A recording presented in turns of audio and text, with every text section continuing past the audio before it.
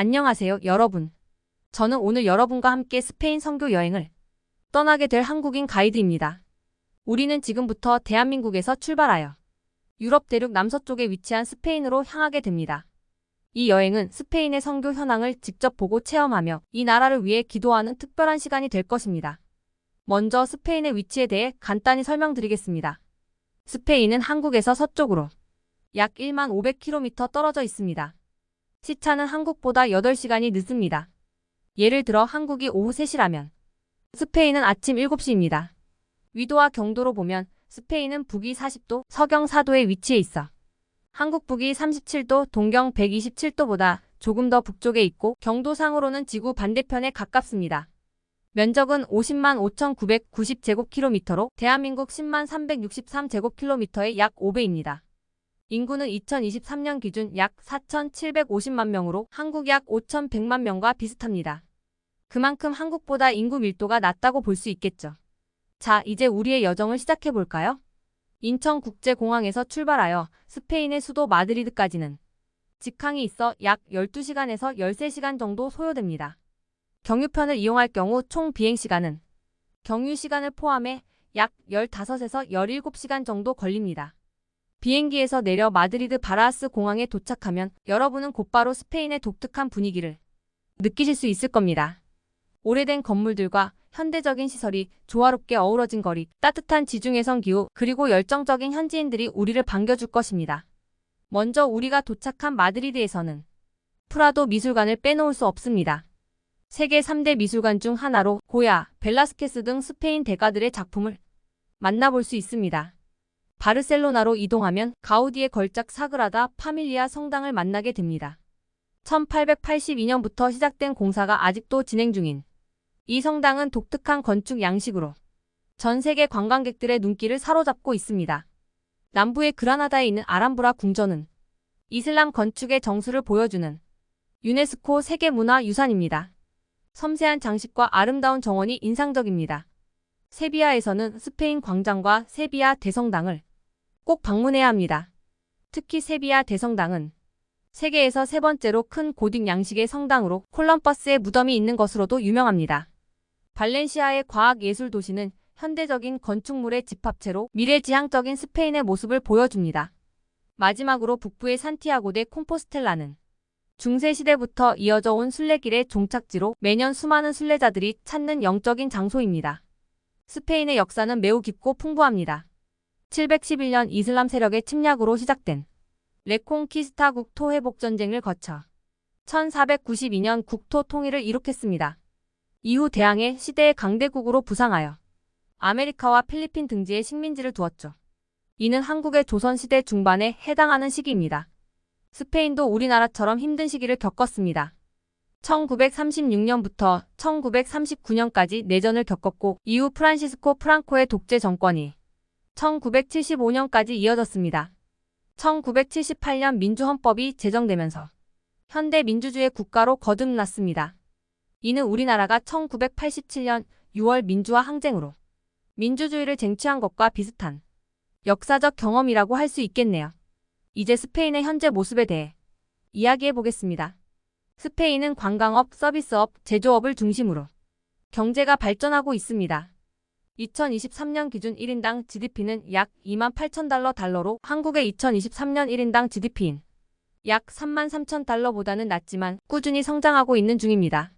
스페인의 언어인 스페인어는 전 세계적으로 약 5억 7천만 명이 사용하는 언어로 세계에서 두 번째로 많이 사용되는 모국어입니다.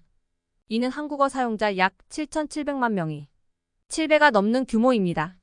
스페인어는 유엔을 비롯한 여러 국제기구의 공식 언어로 사용되고 있어 국제적으로 매우 중요한 위치를 차지하고 있습니다.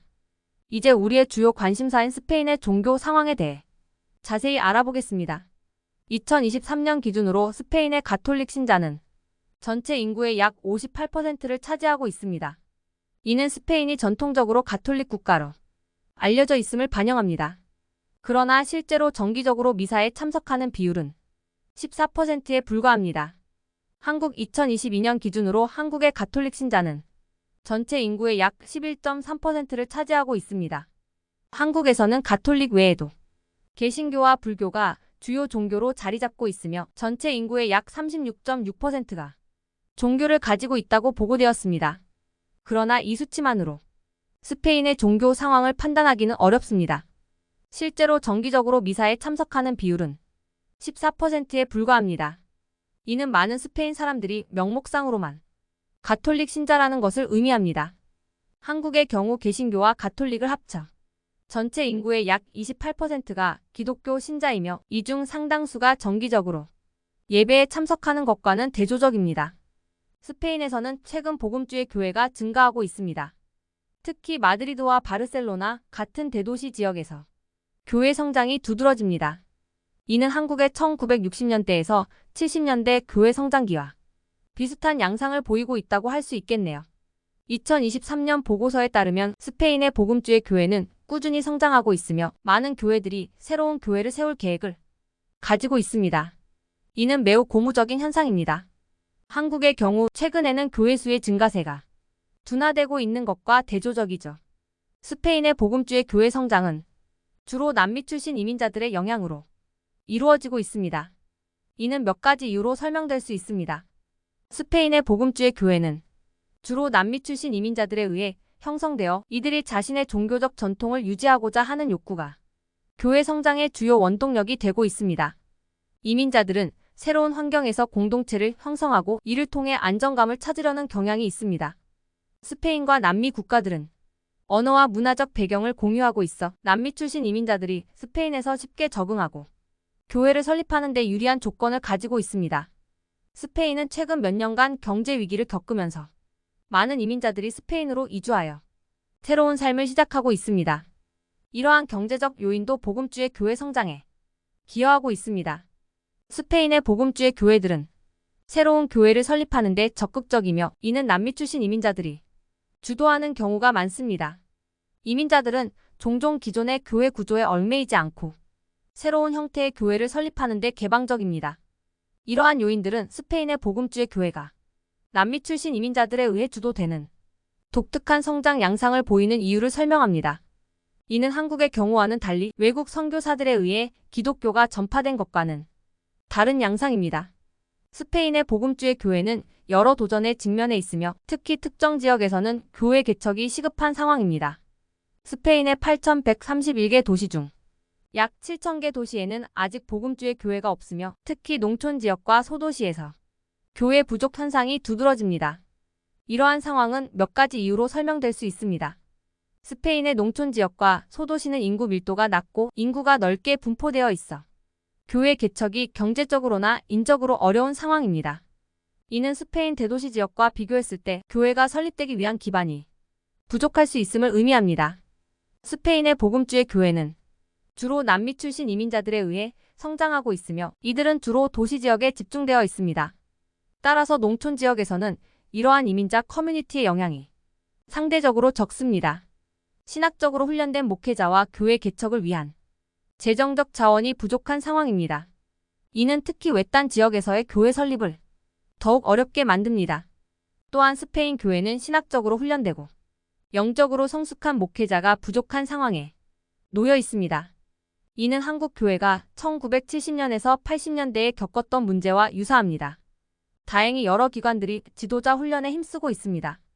스페인 복음주의 연맹, 스페인 성경대학, 스페인 침례교 신학교 등이 신학교육과 영적 성숙을 위한 프로그램을 제공하고 있습니다. 스페인 사회는 종교적 다양성이 증가하고 있습니다. 2023년 기준으로 무종교인은 37%, 기타 종교는 5%를 차지하고 있습니다. 이는 한국의 무종교인 비율 약 56%보다는 낮지만 스페인 내에서는 증가 추세에 있습니다. 이제 우리가 스페인을 위해 어떻게 기도해야 할지 구체적으로 알아보겠습니다. 먼저 교회가 없는 7,000개 도시에 새로운 교회가 세워지도록 기도해야 합니다. 특히 농촌 지역과 소도시를 위해 기도합시다. 여러분, 이 숫자가 얼마나 큰지 실감 나시나요? 우리나라의 모든 시군구를 합친 것보다 더 많은 곳에 아직 교회가 없다는 것입니다. 특히 농촌 지역과 소도시의 상황이 심각합니다. 이들 지역에 리빙스톤이 세워지고 그 돌로 교회라는 건물이 세워질 수 있도록 기도합시다. 다음으로 신학적으로 훈련된 목회자들이 더 많이 양성되도록 기도합시다. 현재 진행 중인 지도자 훈련 프로그램들이 효과적으로 운영되고 더 많은 프로그램이 생겨나도록 기도해야 합니다. 스페인 복음주의 연맹, 스페인 성경대학, 스페인 침례교, 신학교 등에서 훈련받는 목회자들이 성경적 지식뿐만 아니라 영성과 지도력을 겸비한 참된 목자로 세워지도록 기도합시다. 남미 출신 이민자들과 현지 스페인 사람들 사이의 문화적 차이가 극복되고 서로 협력하여 복음을 전할 수 있도록 기도합시다. 이 두 그룹 사이의 화합은 스페인 교회 성장에 매우 중요합니다.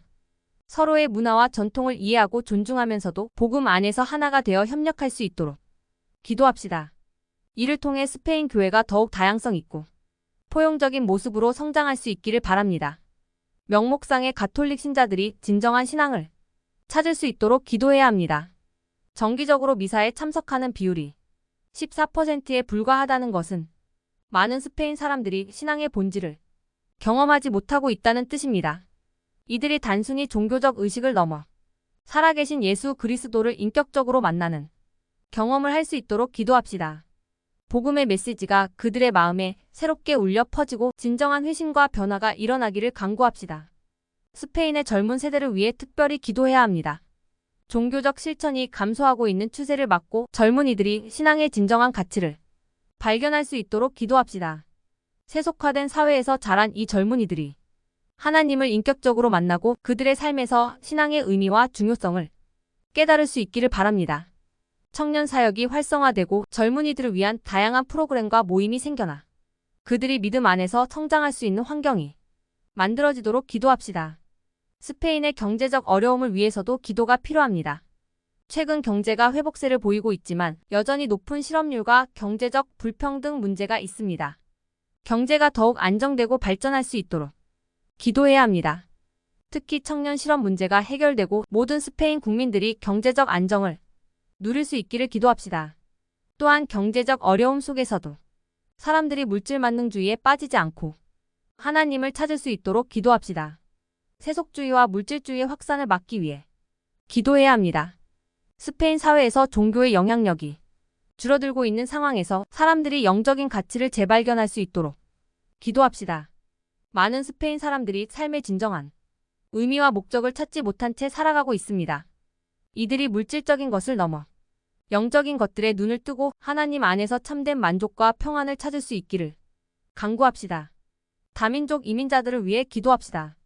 남미 출신 이민자뿐만 아니라 북아프리카, 동유럽, 아시아 출신 이민자들이 많이 유입되고 있습니다. 이들이 스페인 사회에 잘 적응하고 동시에 복음을 접할 수 있는 기회를 가질 수 있도록 기도합시다. 이민자들을 위한 교회와 선교 단체들이 더욱 활성화되어 그들에게 실질적인 도움과 영적인 양식을 제공할 수 있기를 바랍니다. 또한 이들을 통해 스페인 교회가 더욱 다양성 있고 풍성한 모습으로 성장할 수 있기를 기도합시다. 스페인의 복음주의 연맹이 세운 목표인 모든 도시의 교회 세우기 운동이 성공적으로 이루어질 수 있도록 기도합시다. 많은 교회가 소그룹으로 가정에서 모이고 있는데 이러한 모임들이 활성화되고 성장할 수 있도록 기도해야 합니다.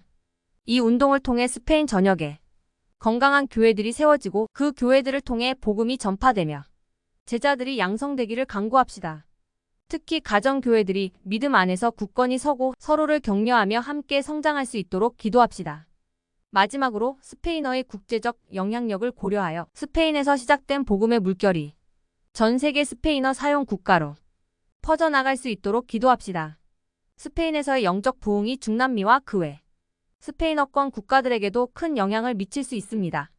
스페인이 복음의 전진 기지가 되어 전 세계 스페인어권의 하나님의 사랑과 구원이 메시지가 전해질 수 있도록 기도합시다.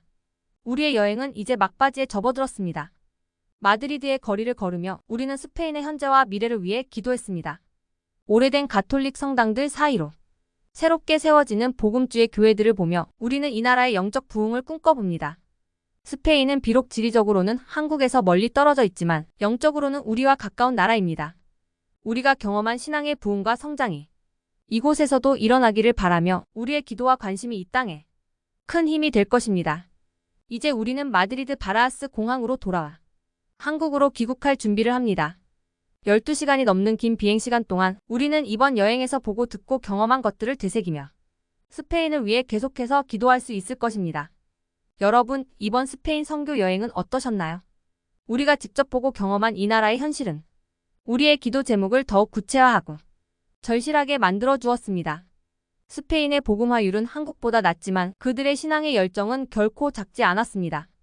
특히 남미 출신 이민자들을 통해 새롭게 일어나고 있는 신앙의 불씨는 우리에게 큰 희망을 주었습니다.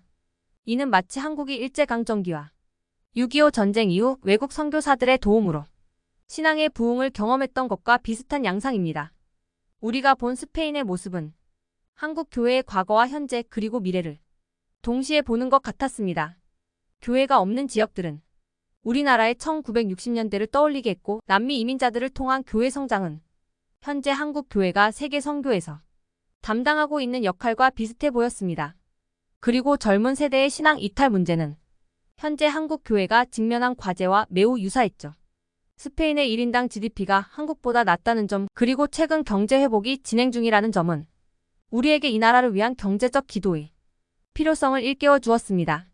한국이 겪었던 경제 성장의 경험이 스페인에도 일어나기를 그리고 그 과정에서 물질주의에 함몰되지 않고 영적 성장도 함께 이루어지기를 기도해야 할 것 같습니다. 세속주의와 물질주의의 확산은 우리에게 우려되는 부분이었습니다. 종교의 영향력이 줄어들고 있는 스페인 사회의 모습은 한국의 현재 상황과 매우 비슷해 보였습니다. 이는 영적 가치의 재발견과 신앙의 본질적 의미를 되새기는 것이 얼마나 중요한지를 보여주는 것 같았습니다. 다양한 국가에서 온 이민자들의 모습은 스페인이 다문화 사회로 빠르게 변화하고 있음을 보여주었습니다. 이는 한국이 최근 겪고 있는 변화와 매우 유사해 보였습니다. 이들을 위한 선교와 복음 전파는 새로운 도전이자 기회가 될 것입니다. 스페인어의 국제적 영향력은 우리에게 큰 인상을 주었습니다. 전 세계 5억 7천만 명이 사용하는 이 언어는 만약 스페인에서 복음의 불길이 타오른다면 그 영향력이 전 세계로 퍼져나갈 수 있는 강력한 도구가 될 것입니다. 이는 마치 한국어 찬양과 기독교 문화 콘텐츠가 한류와 함께 세계로 퍼져나가는 것과 비슷한 잠재력을 가지고 있다고 볼 수 있겠네요. 이제 우리는 인천공항에 도착했습니다. 하지만 우리의 여정은 여기서 끝나지 않습니다. 우리가 보고 듣고 경험한 스페인의 모습들은 앞으로 우리의 기도 속에서 계속 살아있을 것입니다. 여러분, 이제 우리는 각자의 일상으로 돌아가겠지만 스페인을 위한 우리의 기도는 계속되어야 합니다. 1만 500km 떨어진 그곳에서 우리의 기도로 인해 새로운 교회가 세워지고 젊은이들이 주님께 돌아오며 가정에서 모이는 소그룹 예배가 활성화되고 세속주의에 빠진 이들이 영적 가치를 재발견하고 다양한 국적의 이민자들이 예수 그리스도 안에서 하나가 되는 놀라운 일들이 일어날 것입니다. 마지막으로 우리가 이번 여행에서 배운 것처럼 선교는 단순히 우리가 다른 이들에게 무언가를 주는 것이 아니라 우리 자신도 함께 성장하고 변화되는 과정임을 기억합시다. 스페인의 신앙, 그들의 도전과 희망은 우리 한국 교회에게도 많은 것을 가르쳐 주었습니다. 우리의 기도와 관심이 스페인의 영적 부흥을 이끌어내고 그 부흥의 물결이 다시 우리에게로 돌아와 한국 교회를 새롭게 하는 선순환이 일어나기를 소망합니다. 이것이 바로 진정한 의미의 세계 선교, 하나님 나라의 확장이 아닐까요? 여러분, 이번 여행이 여러분의 삶과 신앙에 새로운 차원의 이해와 열정을 불어넣었기를 바랍니다. 앞으로도 스페인을 위해 그리고 세계 선교를 위해 함께 기도하고 동참해 주시기 바랍니다. 감사합니다.